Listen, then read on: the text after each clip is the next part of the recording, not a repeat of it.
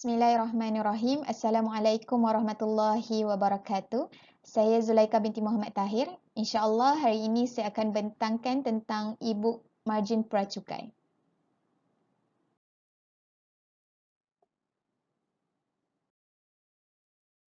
Pertama sekali, dengan nama Allah yang Maha Penyayang lagi Maha Mengasihani, saya panjatkan sepenuh kesyukuran kerana dapat menyiapkan buku ini dalam usaha meningkatkan kefahaman masyarakat tentang ilmu jual beli saham berlandaskan syariah. Selawat dan salam buat junjungan Nabi Muhammad SAW, keluarga baginda, sahabat baginda dan semua kaum umat muslimin dan muslimat. Semoga kita semua mendapat keberkatan daripada Allah Subhanahu Wa Taala. Buku ini dikarang dan pahalanya diniatkan untuk disedekahkan kepada kedua ibu bapa dan semoga ianya dapat memberi manfaat kepada mereka di dunia dan di akhirat. Sesungguhnya apa yang dikarang adalah berdasarkan sedikit ilmu dan pengalaman yang ingin dikongsi bersama dan segala kesilapan adalah daripada kesilapan saya sendiri dan segala ilmu yang baik hanya datang daripada Allah Subhanahu Wa Taala. Justru itu, saya memohon maaf jika ada penulisan saya yang tidak menepati cita rasa pembaca. InsyaAllah, penulisan ini akan terus diperbaiki dari masa ke semasa. Buku ini juga ditujukan kepada mereka yang baru mula berjinak dalam pelaburan saham.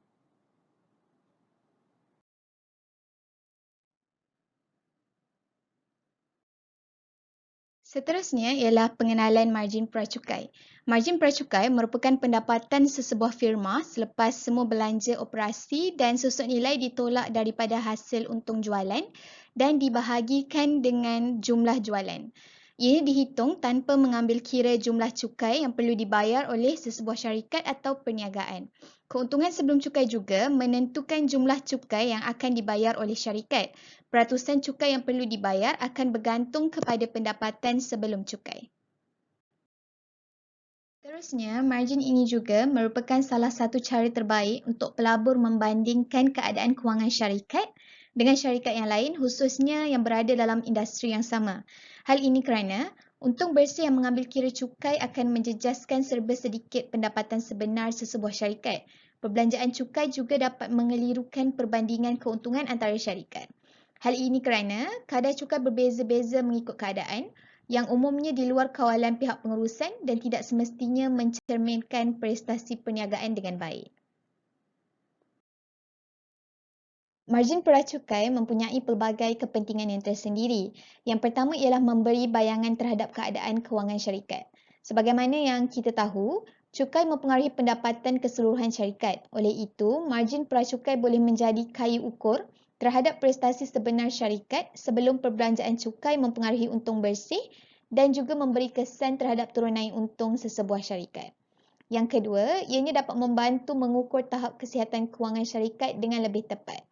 Hal ini kerana margin pracukai dapat mengukur pendapat prestasi syarikat dengan lebih tepat kerana cukai yang dikenakan kepada syarikat akan berubah mengikut keadaan semasa seperti ekonomi, sosial dan juga politik.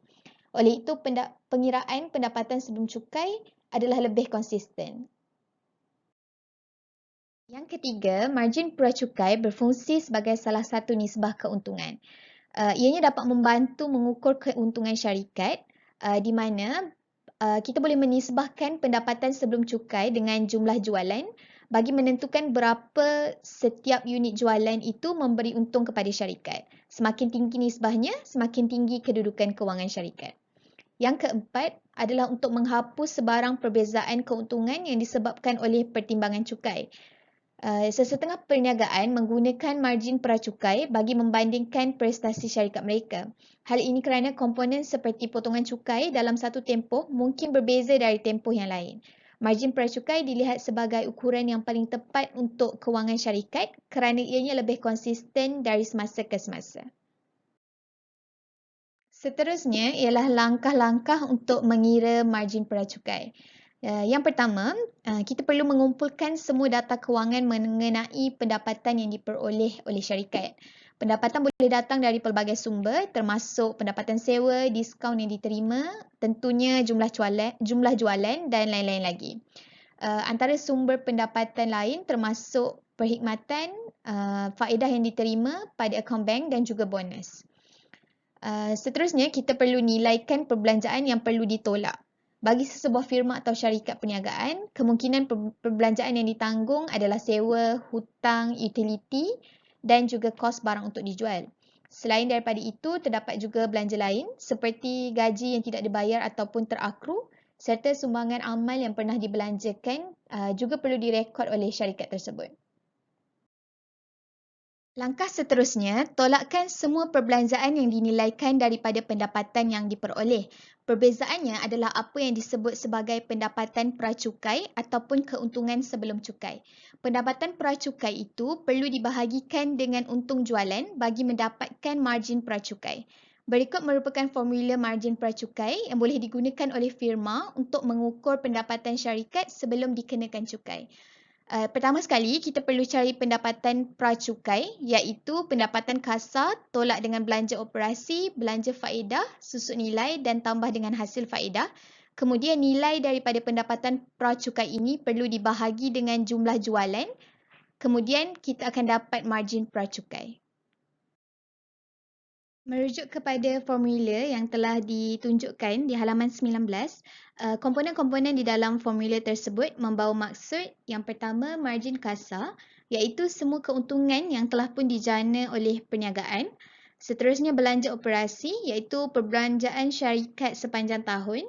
Dan yang ketiga ialah hasil faedah iaitu faedah yang diterima sekiranya memberi pinjaman kepada mana-mana pihak. Oleh itu, pada umumnya, pendapatan sebelum cukai merupakan nilai sebelum mengira keuntungan bersih dan juga merupakan nilai selepas kita mendapatkan untung kasar.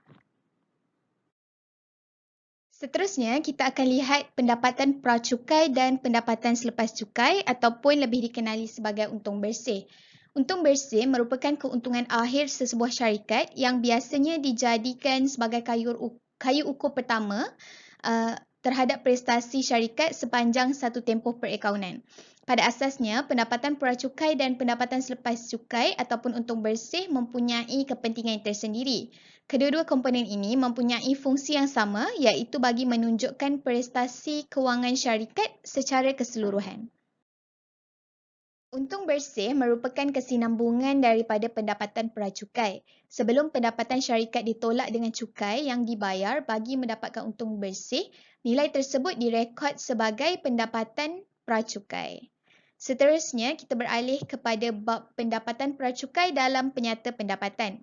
Sebagaimana yang kita tahu, penyata pendapatan menunjukkan pelbagai jenis perbelanjaan yang mesti dibayar dan juga semua pendapatan yang dijana oleh syarikat. Terdapat beberapa contoh pendapatan yang boleh didapati di dalam penyata pendapatan bagi sesebuah syarikat. Saya akan terangkan secara ringkas beberapa pendapatan yang disebutkan tadi. Yang pertama ialah pendapatan kasar di mana pendapatan kasar ini dikira dengan menolak hasil jualan dengan kos barang untuk dijual ataupun biasanya di dalam penyata pendapatan ianya disebut sebagai cost of goods sold. Kemudian, pendapatan operasi dapat diperoleh setelah menolak beberapa perbelanjaan lain. Selepas pendapatan operasi, pendapatan pracukai perlu dikira dan seterusnya ditolak dengan cukai yang perlu dibayar oleh syarikat dan akhirnya kita akan mendapat keuntungan bersih bagi syarikat tersebut. Di sini terdapat contoh penyata pendapatan bagi syarikat di mana di muka surat 28 kita boleh perhatikan pendapatan pracukai ataupun income before tax merupakan salah satu komponen di dalam penyata pendapatan. Setiap penyata pendapatan bagi sesebuah syarikat akan merekodkan pendapatan sebelum cukai sebelum menyatakan untung bersih. Di mana untung bersih menjadi keuntungan terakhir bagi syarikat tersebut. Sebagai pelabur, penting atau tidak untuk mengambil kira margin pracukai bagi sesuatu syarikat. Sebagaimana yang kita selalu dengar, para pelabur perlu menganalisis fundamental sesebuah syarikat bagi mengenal pasti nilai sebenar sesebuah syarikat. Aspek keuntungan syarikat adalah amat penting dan perlu dititik beratkan oleh para pelabur. Namun, kebiasaannya, para pelabur akan melihat kepada untung bersih syarikat tersebut. Walaupun margin pracukai merupakan satu komponen penting, tetapi ianya agak terbatas. Margin pracukai tidak dapat digunakan secara berkesan bagi membandingkan syarikat dari sektor berbeza kerana setiap sektor mempunyai perbelanjaan dan corak penjualan yang berbeza. Atas sebab tersebut, para pelabur harus berhati-hati dalam menggunakan margin pracukai bagi membandingkan syarikat yang berada dalam industri berbeza. Namun sekiranya margin ini digunakan di tempat yang sesuai, ianya akan menunjukkan ukuran kecekapan perniagaan yang berguna. Oleh itu, maklumat margin pracukai juga sama penting dengan maklumat pendapatan bersih ataupun pendapatan-pendapatan lain bagi sesuatu syarikat. Sebagai seorang pelabur, semakin banyak maklumat yang kita perolehi daripada sesuatu syarikat berkenaan dengan keadaan kewangan syarikat tersebut, semakin baik untuk pelabur. Pendapatan pracukai telah direkod oleh syarikat di dalam penyata pendapatan dan disertakan di dalam laporan tahunan syarikat. Oleh itu, para pelabur boleh mendapatkan maklumat lengkap tentang pendapatan pracukai bagi syarikat tersebut. Selain daripada itu, pendapatan pracukai juga boleh didapati di dalam TradingView dan cara-caranya akan diterangkan di bab seterusnya.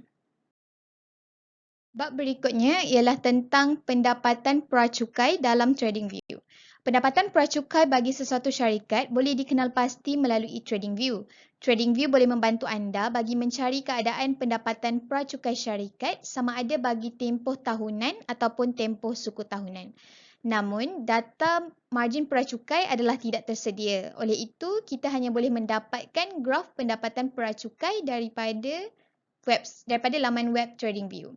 Langkah pertama ialah layari laman web TradingView dan cari mana-mana nama syarikat yang anda kehendaki. Rajah di atas menunjukkan carian untuk syarikat Axiata Group Berhad. Seterusnya, kita perlu memilih metrik fundamental untuk saham tersebut dan TradingView akan menunjukkan beberapa komponen analisis fundamental yang boleh kita pilih. Klik pada Pre-Tax Income untuk mendapatkan graf pendapatan pracukai. Seterusnya, anda boleh memilih sama ada graf yang diperlukan adalah graf mengikut suku tahunan ataupun menginginkan kedua-dua graf sekali. Kita boleh klik kepada pilihan yang tertera di sebelah Pre-Tax Income dan TradingView akan memaparkan graf tersebut. Seterusnya, rajah ini menunjukkan hasil akhir bagi mendapatkan graf pendapatan pracukai di TradingView. Rajah tersebut membantu kita untuk membandingkan harga saham dengan pendapatan pracukai bagi sesuatu syarikat. Kita juga boleh mengubah bentuk carta, saiz graf dan juga kedudukan graf mengikut kesesuaian. Beralih kepada bab seterusnya iaitu pendapatan pracukai dan harga saham. Sebagaimana langkah-langkah yang telah ditunjukkan di bab sebelum ini, di sini terdapat contoh untuk syarikat Hub Seng Consolidate Berhad. Sebagaimana yang kita dapat lihat, terdapat graf harga per saham dan juga graf pendapatan pracukai bagi syarikat ini. Kita dapat perhatikan yang graf harga per saham meningkat sekiranya pendapatan pracukai bagi syarikat tersebut meningkat. Contoh yang kedua, kita dapat lihat graf harga per saham dan pendapatan pracukai bagi syarikat Digi.com Berhad. Sebagaimana yang dapat kita perhatikan, graf harga per saham akan meningkat sekiranya pendapatan pracukai bagi syarikat tersebut meningkat dan juga akan mengalami penurunan sekiranya berlaku sebarang penurunan dalam pendapatan pracukai bagi syarikat Digi.com Berhad ini. Sebagai kesimpulan, margin pracukai biasanya bukanlah petunjuk prestasi utama bagi sesebuah syarikat. Kebiasaannya, penganalisis akan tertumpu kepada keuntungan bersih bagi menganalisis keadaan kewangan sesebuah syarikat. Namun, pengasingan pembayaran cukai syarikat boleh menjadi metrik yang menarik dan penting untuk mengukur tahap sebenar keadaan kewangan syarikat. Margin pracukai juga adalah sama penting untuk mengukur pendapatan sebenar syarikat sebelum dikenakan cukai. Oleh itu, margin pracukai juga adalah salah satu komponen yang wajar diberi perhatian di dalam analisis fundamental, ianya bagi memastikan kita dapat mengetahui keadaan prestasi syarikat bagi satu-satu tempoh. Sekian sahaja daripada saya. Terima kasih.